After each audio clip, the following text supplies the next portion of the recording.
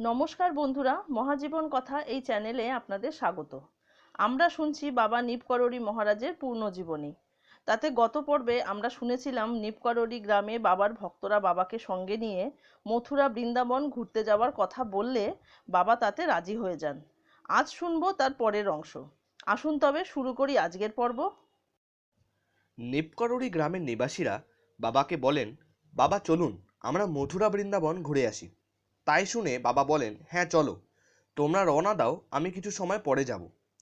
গ্রামের নিবাসীরা যখন বৃন্দাবনে পৌঁছান তখন দেখতে পান বাবা আগে থেকেই সেখানে উপস্থিত রয়েছেন এবং তিনিও সবার সাথে মথুরা বৃন্দাবন ঘুরে দেখেন। গ্রামবাসীদের যখন গ্রামে ফেরার সময় হয় তখন বাবা কোথাও নেই। বাবাকে না দেখতে পেয়ে তারা গ্রামে ফিরে আসেন। এসে দেখতে পান বাবা গুহাতেই রয়েছেন। যে ভক্তটি বাবার সেবা করেন তাকে গ্রামবাসীরা জিজ্ঞাসা করেন, বাবা বৃন্দাবন থেকে কবে ফিরলেন? ভক্তটি বলেন, বৃন্দাবন থেকে বাবা কিভাবে ফিরবেন? বাবা তো বৃন্দাবনে যাননি, বাবা তো গুহাতেই ছিলেন। আমি এসে রোজ বাবার সাথে দেখা করেছি, তার সেবা করেছি। গ্রামবাসীরা বুঝতে পারে না এটা কিভাবে সম্ভব।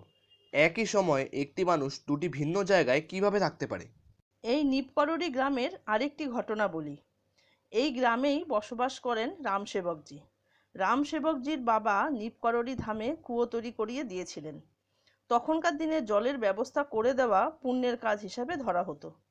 কেন কুয়া তৈরি করিয়েছিলেন সেটা আগে বলি। তখনও রামসেবকজি জন্মগ্রহণ করেননি। রামসেবকজির বাবা মহারাজের কাছে যাওয়া আসা করতেন। বাবা তো সবার অন্তরের কথা জানতে পারেন। বাবা বুঝতে পারেন ভক্তর মনে কোনো সন্তান না হওয়ার কষ্ট রয়েছে। বাবা একদিন একটি আপেল দেন এবং রামসেবকজির বাবাকে বলেন, যা এটা তোর স্ত্রীকে খাইয়ে দে, দেখবি তোর পুত্র সন্তান হবে। স্বয়ং ভগবানের মুখের কথা তো মিথ্যে হওয়ার নয়। তাই যথাসময়ে রামসেবকজি জন্মগ্রহণ করেন। রামসেবকজির বাবা ভেবে রেখেছিলেন যদি সত্যি সত্যি তার ঘরে পুত্র সন্তান জন্মগ্রহণ করেন তবে তিনি নিপকরড়ী ধামের মন্দিরে কুয়ো বানিয়ে দেবেন, যাতে মন্দিরে জলের ব্যবস্থা হয়। সেই মতো তিনি নিপকরড়ী ধামের মন্দিরে কুয়ো বানিয়ে দেন। কিন্তু কুয়ো তৈরি হলে দেখা যায় কুয়োর জল অতি লবণাক্ত, মুখে দেওয়ার মতো না। বাবাকে জানানো হয়। বাবা বলেন, কোনো সমস্যা নেই, এই জলে কিছু চিনির বস্তা আনিয়ে চিনি ঢেলে দাও। বাবার কথা মতোই কাজ হয়। অদ্ভুত কথা কি জানেন বন্ধুরা, এই কুয়ো আজও আছে নিপকরড়ী ধামের মন্দিরে এবং তার জল আজও অমৃতের সমান মিষ্টি। যদি আপনারা কেউ কখনো এই ধামে যান অবশ্যই এই কুয়োর জল পান করে দেখবেন। যদিও সেই সৌভাগ্য আমার এখনো হয়নি, তবে বাবা চাইলে সেটাও কোনো না কোনো দিন সম্ভব অবশ্যই হবে।